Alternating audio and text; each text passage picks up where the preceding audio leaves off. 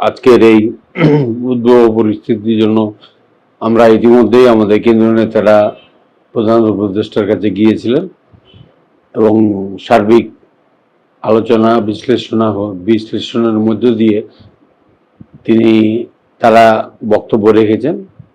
প্রধান উপদেষ্টা বক্তব্য দিয়েছেন, বলেছেন যে আমরা সংস্কার, বিচার এবং নির্বাচন অল্প সময়ের মধ্যেই পরিসমাপ্তি করব এবং আমরা আপনাদের মতামতের উপর গুরুত্ব দেব।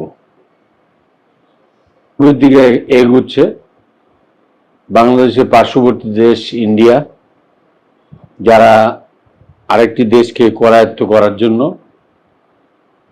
নিজেদের নিয়ন্ত্রণে রাখার জন্য আজকে বাংলাদেশের 56 নদীর উপরে উজানে বাঁধ দিয়েছে।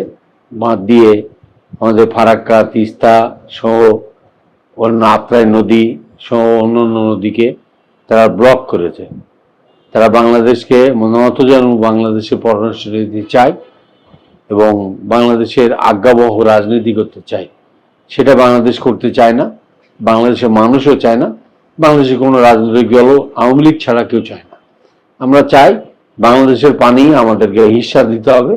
আমরা উজানের দেশ, আমরা এই উজান আমরা সরকারের কাছে বুঝে নিতে যাই, নাহলে পার্শ্ববর্তী দেশের মাধ্যমে আমরা জাতিসংঘে এর ব্যাপারে নালিশ করব।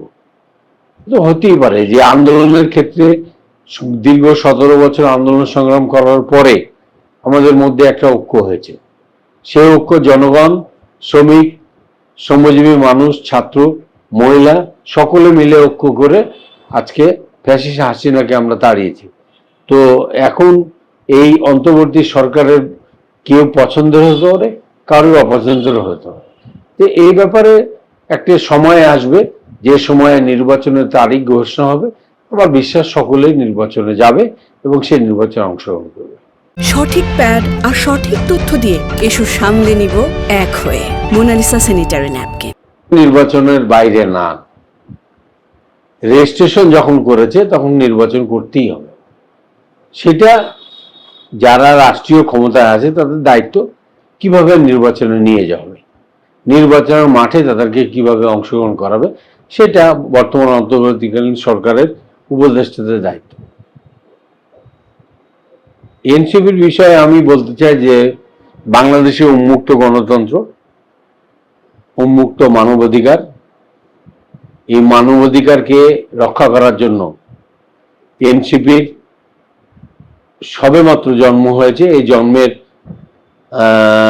প্রারম্ভিক অবস্থাতেই আমরা দেখছি যে তাদের রাজনৈতিক দূরদর্শিতার অভাব।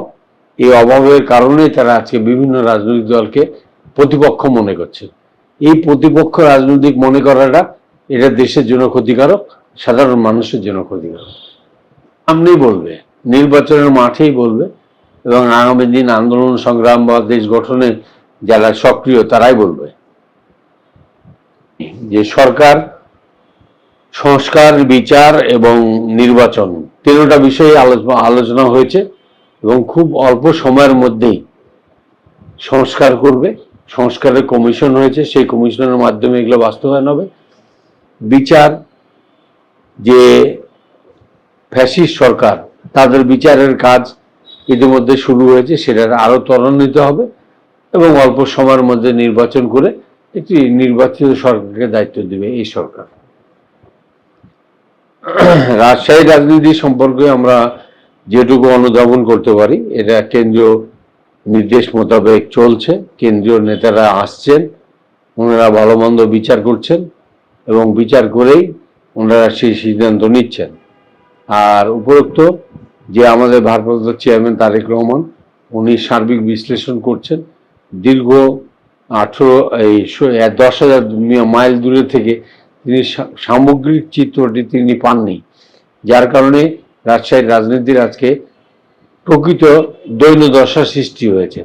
আমরা চাই যে তারেক রহমান ভারপ্রাপ্ত চেয়ারম্যান যে কাজটি চাচ্ছেন মনে প্রাণে, সেটি উনি আসার পরই এখানে বাস্তবায়ন হবে।